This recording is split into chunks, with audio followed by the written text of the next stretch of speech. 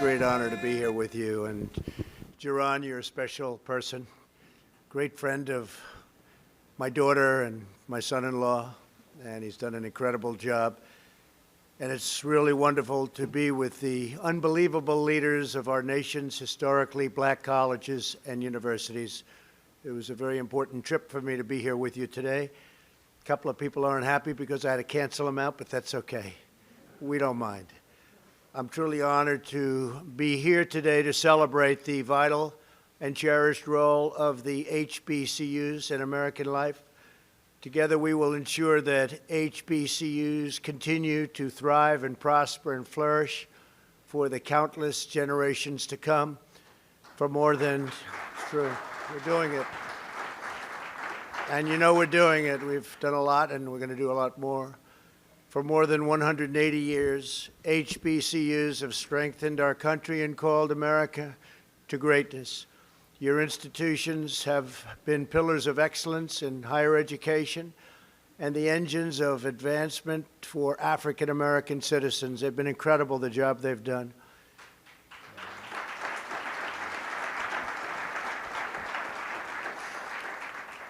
You have shaped American leaders, trained American legends, pioneered American innovations, empowered American workers, built American communities, and you've made all of America very proud of you and the job you've done and all of those great students that have learned so much from your wisdom. Thank you very much. This nation owes a profound and enduring debt of gratitude to its HBCUs. Yeah. So true. And that is why we gather to pay tribute to this remarkable legacy and to renew our commitment to protecting, promoting, and supporting HBCUs like never before. And I think you've seen that. You've seen this administration's commitment bigger and better and stronger than any previous administration by far. So it's very important. My administration is determined to fight for you and the noble institutions you represent each and every day. We're grateful to be joined this afternoon by a tireless supporter of HBCU, Secretary Betsy DeVos, who's in the audience someplace. Betsy, thank you. Thank you, Betsy. Thank you. I also want to recognize our terrific executive director of the White House HBCUs Initiative, Jonathan Holyfield. Where is Jonathan?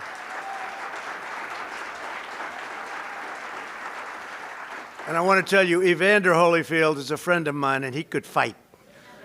You always knew when you went in the ring with Evander, he may be 50 pounds lighter, but you knew it was going to be a tough night out there for you. But he was something. I just spoke with my board of advisors for HBCUs. And let me thank our amazing chairman, Johnny Taylor. Johnny, thank you very much. Great job, Johnny. And also our board member here today, and we have a few of them, Aminta Bro. Aminta, thank you. Thank you. Thank you very much. Phyllis Dawkins. Phyllis, thank you. Great job, Phyllis. Rodney Ellis. Rodney, thank you. Thank you very much, Rodney. Marshall Grigsby. Thank you, Marshall. Thank you. Nicholas Justice. Thanks, Nicholas. Ronald Johnson. Thanks, Ronald. Thank you. Harold Martin. Thank you, Harold, very much. Bernard Milano. Connie Rath and Billy Hawkins. Thank you. Thank you all.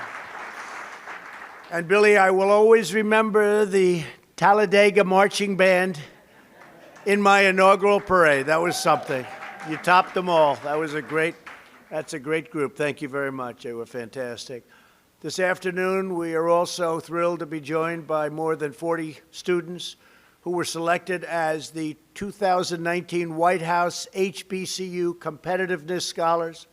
Would you please stand so that we can congratulate you and applaud? Where are you?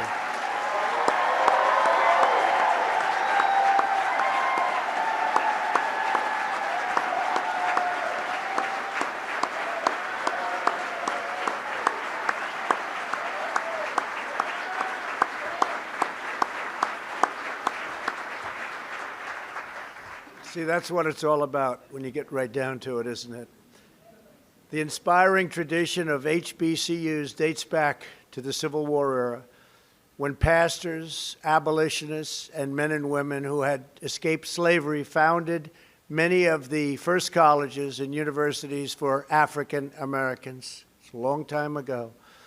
In 1861, a free African American woman, Mary Peak, taught 20 students under an oak tree near Union Base in Virginia. That tree still stands tall and mighty on the campus of Hampton University. Good school. In the face of immense hardship and painful injustice, your schools rose to the very pinnacle of academia, becoming many of America's finest and most acclaimed institutions of higher learning. Tremendous respect everybody has for the work that many of you have done, almost everybody in this room has done, I can tell you. HBCU graduates have improved and uplifted every feature of American society. From your halls came great Americans like Booker T. Washington, Rosa Parks, Ida B. Wells, Supreme Court Justice Thurgood Marshall, NASA mathematician Katherine Johnson, acclaimed inventor Lonnie Johnson, Air Force General Daniel James Jr., NFL Hall of Famer Jerry Rice, and legendary coach Eddie Robinson. Eddie Robinson was a good coach. I think Eddie Robinson won more games than anybody, didn't he? Isn't that true? Is that true? I think so. And we have, by the way, we have Scott Turner speaking about good football players. Where's Scott? He's leading such a great charge with the opportunity zones. Thank you, Scott. He's a great gentleman. He works so hard. He's all over the place. I say, where's Scott today? He's in about 6 cities at one time. And the opportunity zones have really caught on. Been incredible. Thank you, Scott. During World War II, Tuskegee University trained the young Americans who would become the legendary Tuskegee Airmen. That was a great group of people. Reverend Martin Luther King Jr. graduated from Morehouse College. That's great. And African-American students helped plan the Montgomery bus boycott in the basement of another HBCU, Alabama State University. Our historically black colleges and universities have always challenged our nation to be better and braver, to do what is right, to dream bigger, aim higher, and always be bolder in pursuit of what is just, decent, and true. HBCUs represent only 3% of America's higher education institutions. You get graduates, 80%, think of that, 80% of African-American judges, 40% African-American engineers, and more than 50% of African-American doctors. That's an incredible statement, from 3% overall to 50% and more for doctors. That's an incredible statistic. It's an incredible achievement. My administration is deeply devoted to advancing this amazing legacy of success, commitment, and contribution to our nation. You have never stopped working to improve this country, and you deserve a government. You have to just keep going. You really do deserve a government that never stops working for you, and you never stop working for it. You're amazing people in this room, incredible people, and I congratulate you for it.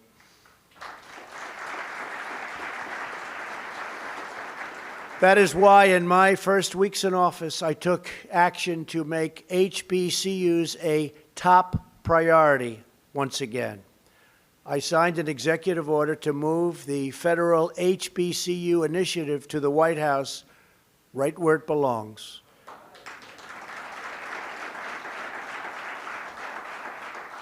Over the past 2.5 years, we have listened and learned from you, and we have taken very, very major action. I think you know that. I signed legislation to increase federal funding for HBCUs by a record 13%. That was the highest ever done. When members of the Thurgood Marshall College Fund asked us to lift the ban on Pell Grants for summer classes, I included that change in my budget, and we worked with Congress, so we got it done.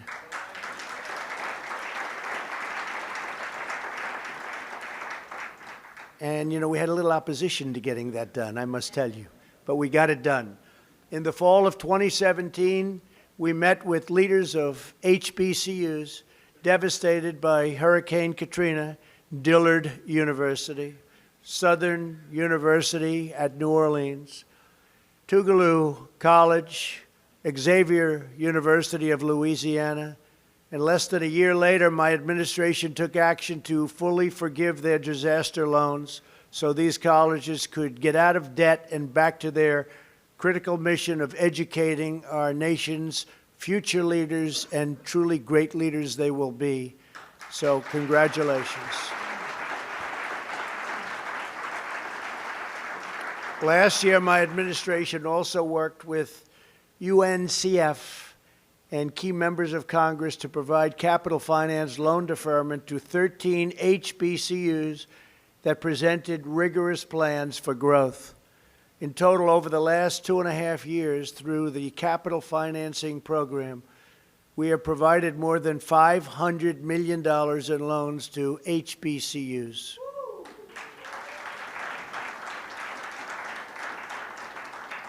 At a very good interest rate, I might add.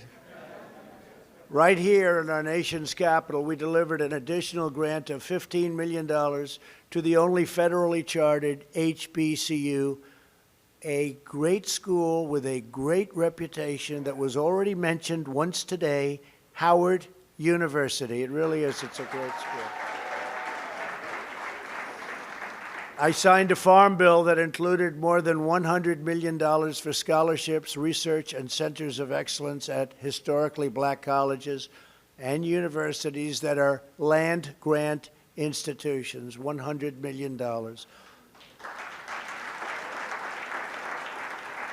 And thanks to Secretary DeVos, leadership and her work with many of you, we've also made unprecedented progress to reduce unnecessary regulatory burdens so that your institutions are free to innovate and offer more flexible options for the students. And you're doing that. You're doing a lot of great options. I looked at some before. They've got a lot of really great options, and that's what you need.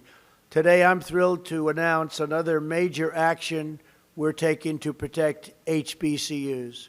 Previously, federal law restricted more than 40 faith-based HBCUs and seminaries from fully accessing federal support for capital improvement projects.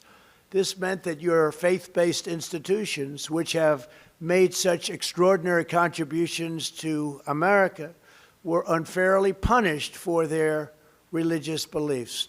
Did we know that? Did everybody know that? Because that was not good. This week, our Department of Justice has published an opinion declaring such discriminatory restrictions as unconstitutional. It's a big step. And from now on, faith-based HBCUs will enjoy equal access to federal support.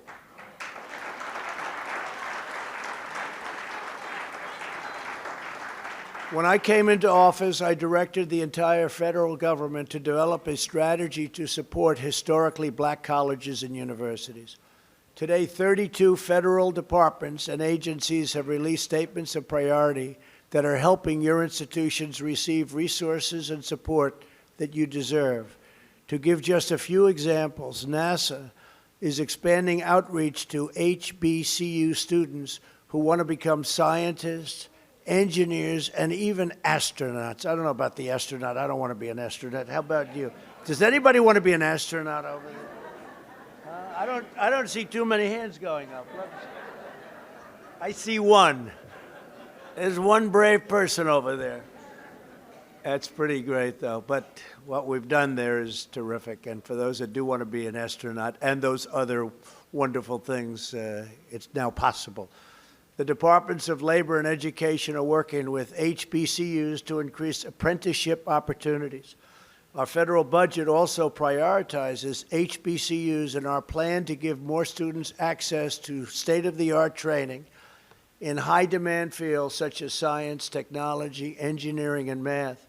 We want to help each student have the experience they need to get a tremendous job, enjoy a rewarding career, and join our great national effort to rebuild America, which is what we're doing.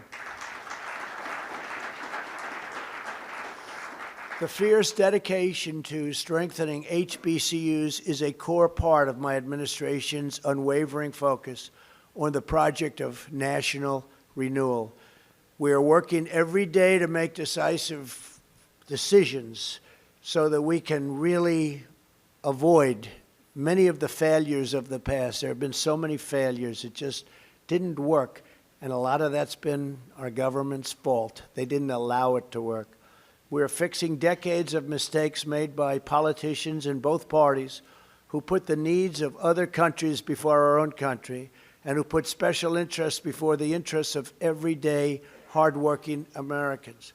Past leaders spent trillions of dollars in the Middle East, but they let our citizens suffer, our middle class languish, and our neighborhoods fall into total disrepair. And they didn't take care of our colleges. I mean, our colleges at different levels. They didn't take care of a lot of things. The Washington establishment enacted ruinous trade policies that devastated millions of hardworking families and inflicted deep economic pain on many African American communities. Both leaders in both parties let China and other nations loot our jobs, raid our factories, and shatter the dreams of our citizens. China would take out of our country more than $500 billion a year for many years and steal our intellectual property. Things are much different today.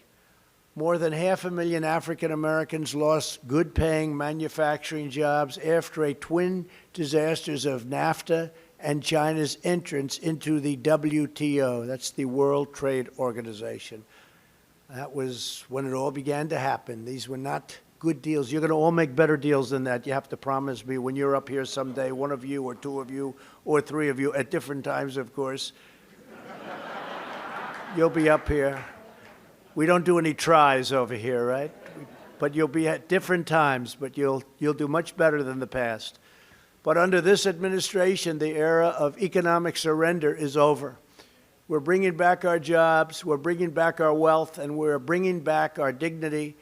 The stock market is getting ready, it seems, to hit the 118th day. We have had 118 records where we hit the highest point.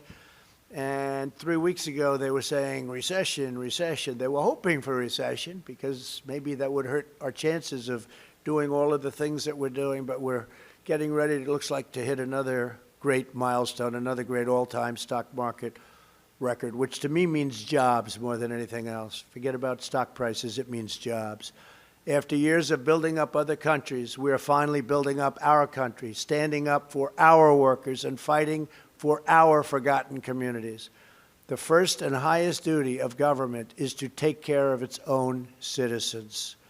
African Americans built this nation through generations of blood, sweat, and tears. And you, like all of our citizens, are entitled to a government that puts your needs, your interests, and your families first.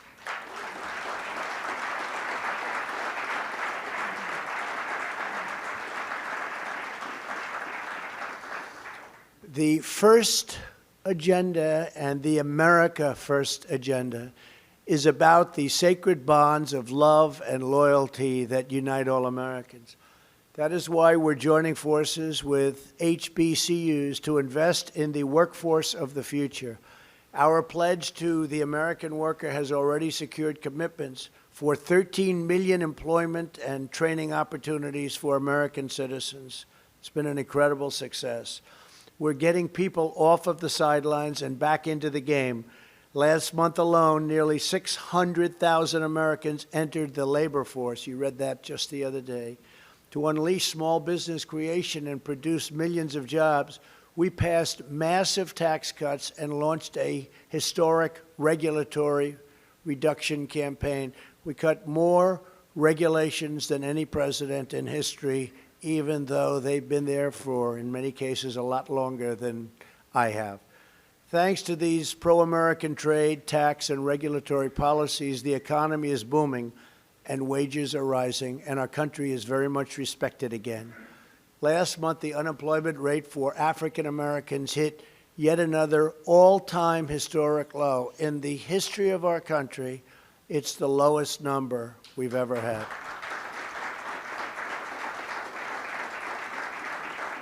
And this is very exciting, especially for the folks in the room and those young folks over there that are so great and so smart.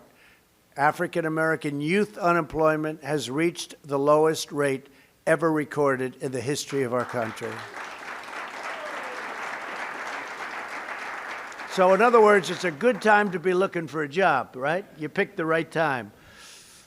For the first time ever, most new hires are minorities and predominantly women. So that's a big statement. Most are minorities and women. The African American poverty rate also reached a new record low in the history of our country, the lowest poverty rate. That's something. I don't know, when I'm on that debate stage with whoever I'm on, these are pretty good numbers to, who's going to beat these numbers? Please tell me. We're working hard to ensure economic opportunity extends to all Americans, including those who have been released from prison. With employers and educational centers like HBCUs, we are supporting second chance hiring policies so that former inmates get a new shot at life.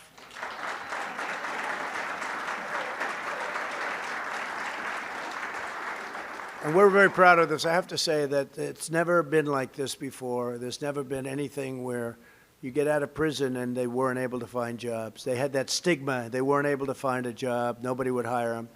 And today, and a lot of it has to do with the fact that the employment numbers are just about record low for our country. And it's been incredible. The success has been incredible. And the quality has been incredible. So many employers are saying, I wish I knew about this. I would have started it years ago. So it's been an incredible time, and there's never been a time like it as far as people getting out of prison and getting a real shot at life. So we're very proud of that. This is just one more way that we live by those two simple and really crucial rules: buy American and hire American. For this reason, we are also pursuing immigration reforms to protect jobs and wages for American workers, especially those who have been left behind.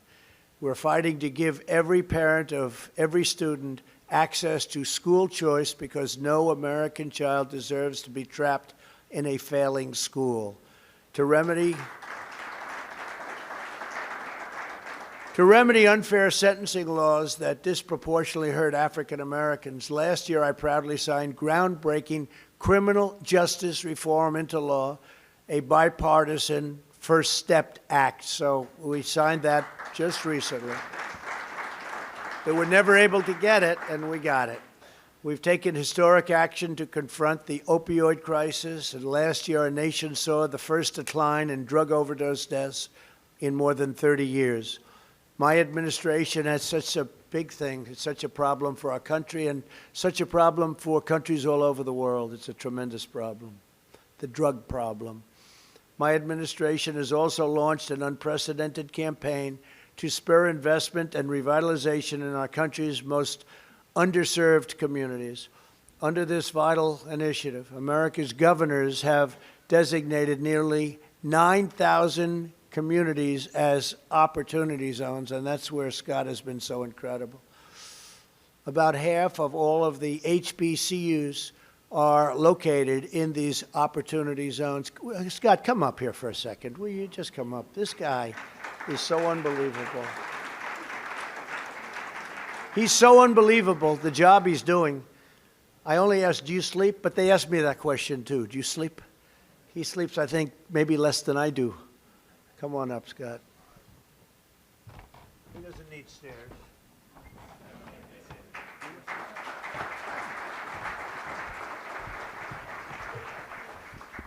Well, thank you, Mr. President. And very briefly, Opportunity Zones, this initiative called Opportunity Zone is really unprecedented in our nation's history. You take private capital and you partner it with public investment to bring about real revitalization and transformation in our communities. And it's unique because it's not just economic development, it's community development. See, poverty, it has no favorite. Poverty is in the black community, it's in the white community, it's urban, it's rural, it's tribal, it's suburban. We've been to 38 cities in the last 15 weeks.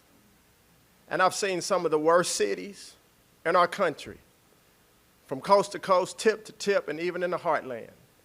And one thing I've learned is that poverty does not care what you look like. It doesn't care where you come from. But I've had an old saying that I like to teach my son: we fight fire with fire. The name of this council is the White House Opportunity and Revitalization Council. Revitalize means to imbue with new life. It means to reinvigorate, to re-energize. Revitalization also has no color. Revitalization has no party, ladies and gentlemen. Revitalization starts in the heart of every man and every woman.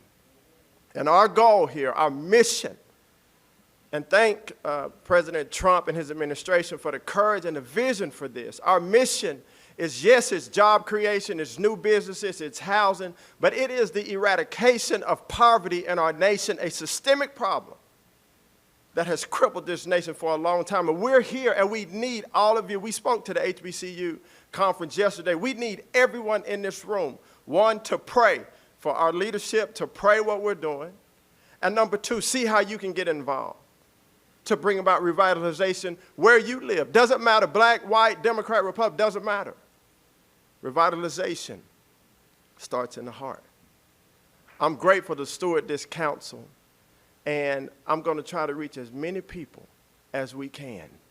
Because at the end of the day, long after all of us are gone to glory, this has to have a generational impact, and history will tell the story.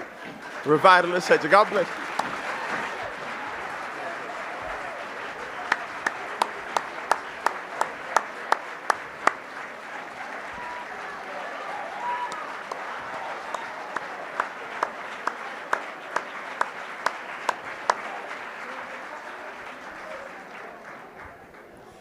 Thank you, Scott. Is he great? He is something. What a job you're doing, Scott. Thank you very much. What a job. I know that each and every one of you shares the same commitment to improving our communities and building a future of limitless opportunity. For nearly 2 centuries, America's historically black colleges and universities have done exactly that. You've empowered millions of students to thrive in their careers, start a business, own a home, and raise proud, strong, and loving families. That is your magnificent legacy, and that is the mission we are determined to help you carry on. We're right by your side. So together with historically black colleges and universities, we will power this nation to new heights, heights like nobody would have imagined. We will reward hard work and innovation in every field.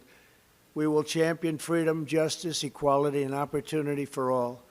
We will pursue greatness together as communities, as citizens, and one United States of America.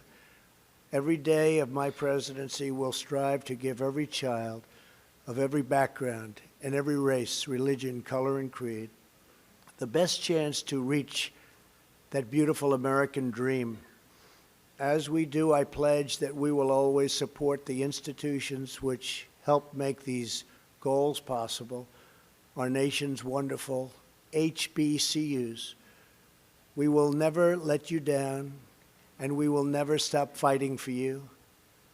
And I just want to thank everybody for being here today. It's a great honor. God bless you, and God bless America. Thank you very much. Thank you.